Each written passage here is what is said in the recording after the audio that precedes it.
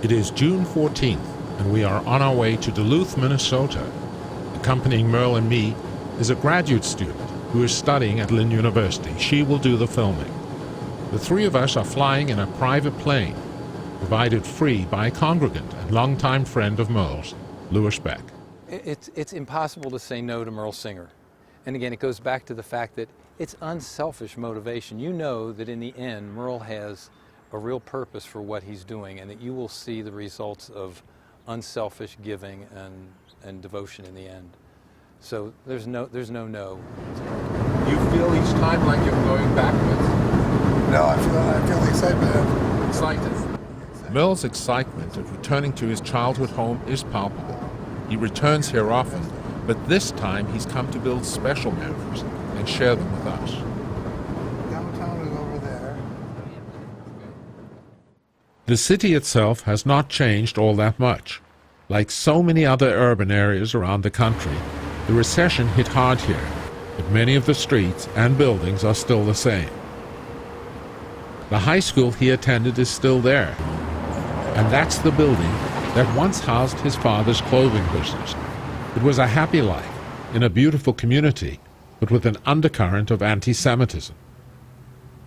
And her mother came out on the porch, looking very angry and very... One day, when Merle was playing in a neighbor's backyard, her mother came out of the house, visibly angry, and said, "What is he doing there in our yard? Get that Jew out of here." And then I remember Casey, the girl chasing me, called me Christ killer. And I said, "I didn't do anything." I had no idea what she was talking about. His sister Sharon remembers the anti-Semitism even affected their father's business. A lot of businesses were owned by Jews in Duluth, and I think there was some animosity because of that, and I think that's how they felt it. People would say, "Don't go there." Yes, because they're Jewish. The house he lived in, known to the family as 1723, still stands. We wanted to get in, but no one came to the front door. But Merle, being Merle, would not give up. He came around the back and found another entrance, and the man who manages it. The man showed us up the stairs to the area where Merle and his sister had separate rooms. Thank you so much. All right, come on in. The once stately house is now divided up into apartments. Merle's room and his sister's, for the most part, empty and run down. Oh my God. Well, I can't allow myself to use the word deteriorate, because that would mean that what I have as memories of this would deteriorate. So I will say it's changed. It's not what it was, but there's enough here to let me in my mind and my eye. I can look at you and I can see the original furniture. I don't see this stuff right here now. I see what it was like when I was growing up.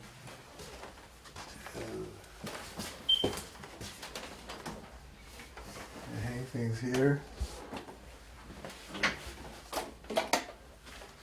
My brother, Jerry, didn't want anybody to touch his thing. That was the older brother.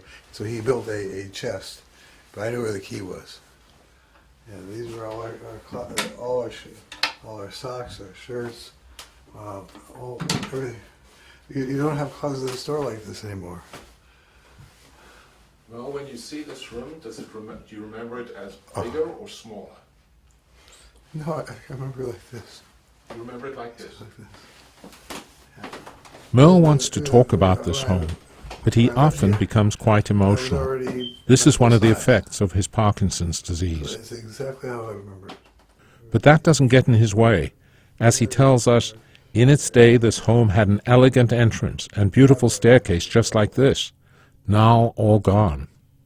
When you see your sister on Thursday again, what will you tell her about the house?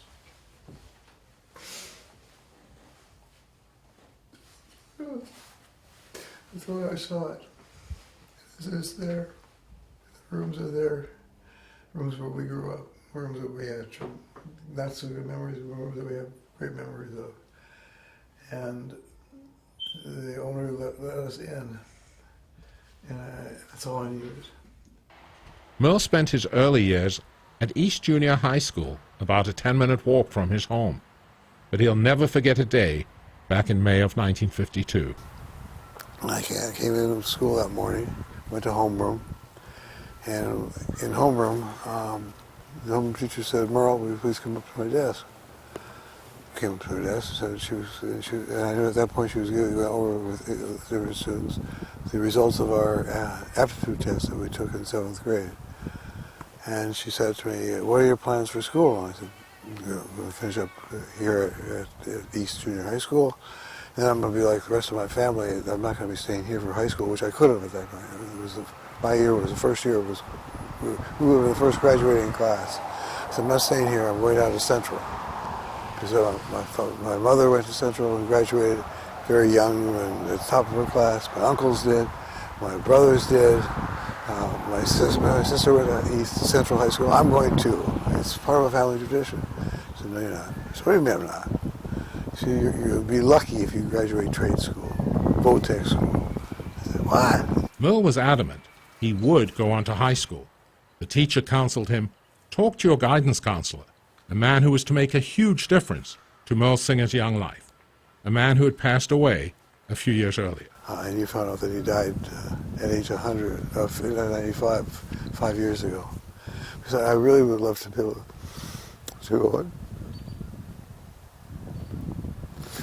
Parkinson's makes me so emotional. But I'd like to go and thank him for what he did during that short meeting. What did he do?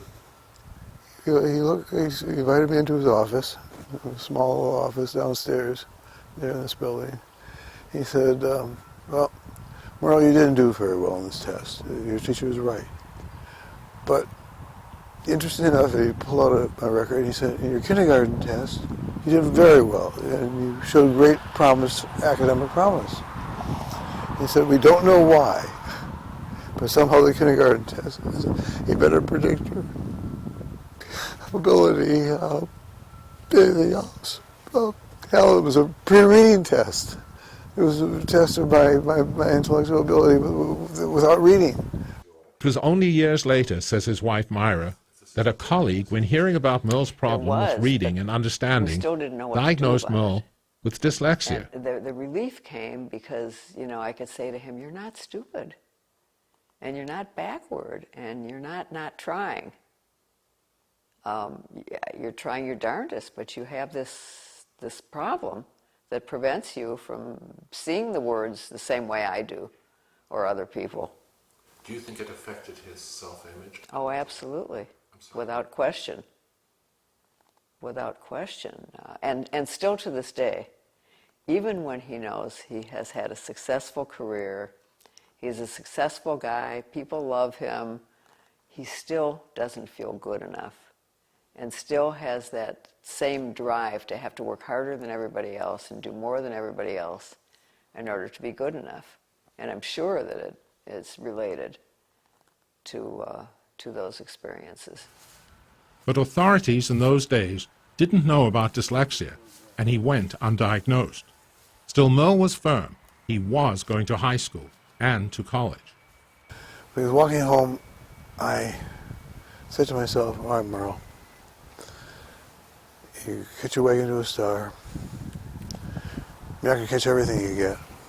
You go for it, but damn it, you're going to learn to fly." And boy, did you ever. I didn't know I could or would, but I just said I was going to do it. I was going to go for it.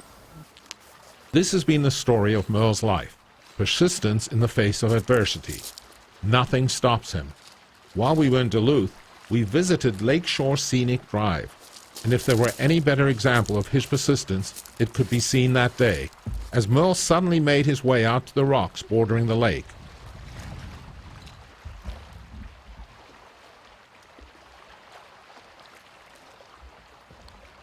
I worried he would fall in. After all, he did have Parkinson's disease, and it was clear he was becoming unstable on his feet. And the rocks were slippery and dangerous, but that didn't bother him. He was determined, moving carefully but easily.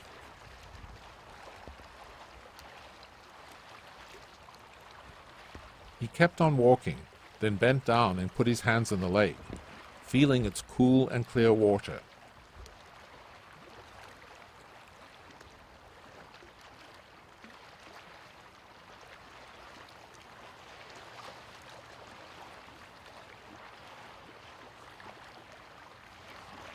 Then sitting on the rocks and meditating.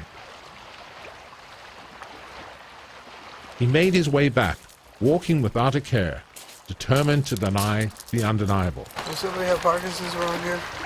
When you came back, you jokingly said, "Does anyone here have Parkinson's?" Yeah. Why did you say that? Because standing there, I felt normal. So? Normal. I haven't run over rocks like that and jumped around like I've been doing this morning for years. Well, at least for a while. And you see me use the walker, and I'll go use the walker again. So I'm not cured. But I felt free. Same thing I did when I was water skiing, snow skiing. I felt liberated from the restrictions of the disease. Because Parkinson's, when you have it, at least the version I have of it, tightens me up. If I don't take my medicine, I'd be standing here like this. I would have very difficulty moving and thinking and speaking. This just was not here. Exactly. It was like the old time. Yeah, it was washed away. If I had a bathing suit on, it was a little warmer, I could jump in the water. Not stay very long, it's very cold. But I could do everything I did as a kid. I felt like a little kid. And you didn't feel the restrictions of the condition? None of it. This park is filled with memories. As a Reformed Jew, Merle was observant, but by his own description, nothing special. That's why he was so surprised when the evening of his confirmation, while parking here with a friend, the girl made a strange observation. That evening, I went out on a date with one of the girls in the class. We were wonderful good friends, and I really mean it. We were friends for many years. And we were sitting right here. My back was to the driver's door, her back was to the passenger door. And we were sitting just talking, like you and I are talking. And maybe the music, the radio was playing, Smoke Is in Your Eyes, or the one, I'm the Great Pretender, which both would have fit. Because she turned to me and said, "Merle, you want to be a rabbi, don't you?" And I said, "Sandy, you gotta be crazy. Where'd that come from?" I had no earthly idea. I never thought of that idea of becoming a rabbi. I see myself as one. Right here. Sandy planted the idea. She planted the seed. And at the proper time, it really took flower. What do you think she saw? I think she saw a passion in me. And when I gave my confirmation speech, which I have to admit was largely written by my mother, but there was a message in there of the social consciousness, that if you're going to be a Jew today, you've got to be involved in society and the issues that are before us. Merle went on to college, coming here to the University of Minnesota in Duluth. By his own admission, he had no idea what he wanted to do with his life. At one point, he thought he would become an industrial engineer. I failed math. I was going to become an engineer. I was going to go into human HR work. I was going to work with people as an engineer in industrial engineering. Because in the 1950s, that was the field for guys. If you didn't go into medicine, you go into engineering. Well, I failed math, and the teacher passed me because she liked me, and she and I agreed that she'd give me a passing grade if I promised never to take another math course. And I said, done. But at that point, I had to do something, and so I didn't know, honest to God. Until Al Borsman came up here, I didn't know what I was going to do. In fact, I went to the guidance department of the university, the other campus, took tests there. In fact, I never told you this. One of the tests, the Cooter Strong Interest Test, I came back and here's the results, and I had a funny look on his face. He said, "I've never seen anything like this before." I said, "Well, tell me." He said, "You went off the chart on funeral director." which I, in retrospect, I feel I would have done very well in. And I looked at him and I said, what kind of job is that for a Jewish boy? No, I'm not going to be a funeral director. You said you went off the chart. Off the chart. As a funeral director. Yeah, and I know why now. Because I love medicine. I love the idea of working with the human body. And I love to be with people in time of need and helping them through that moment. And it's one of the areas of the rabbit that I've been very successful without trying. It's been very easy to me to get involved in very difficult situations with families and help them resolve them in a good way that they can live with. And when he said funeral director, you said, no way. First of all, in Duluth, there were the only funeral homes were Johnson's, or there were no Jewish funeral homes. What kind of job is that for a Jewish boy? How can a Jewish boy be a funeral director? You got to be crazy. it was now the late 50s, the beginning of the civil rights movement in America. Jews around the country were getting involved, fighting alongside blacks for change. One day, the head of the Commission on Social Action for Reform Judaism, Al Vorspan, came to UM to speak. He said, whatever religion you are, whoever you are, you must be involved.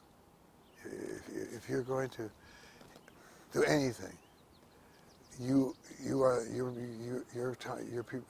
it's time for you meaning all of you, freshmen, undergraduates, all of you undergraduate students need to find a way to be involved in the social issues today. You cannot avoid it. If you avoid it, you do it at your own peril, and the peril of this country. And that hit home someplace. Oh, it was a message that was tailor-made for me. It was like he was only speaking to me. The speech he made was held where Merle stands. This area was once the auditorium, which has now been torn down. But the speech was an epiphany for Merle. Listening to Al Vorspan, I felt I never saw the rabbit as a calling before, but I'll say here today to you that it was a calling that I responded to. But the calling, what's interesting to me is the calling came from a man who was not in the rabbit. Yes, that's what I find significant. How did that happen? Because the calling came to me from the earth, from people. So you knew coming in here that being somebody who helped people was something. Yes. You knew that you had a good feeling about Judaism, Yeah. because you were heavily involved at your Yeah, temple. yeah.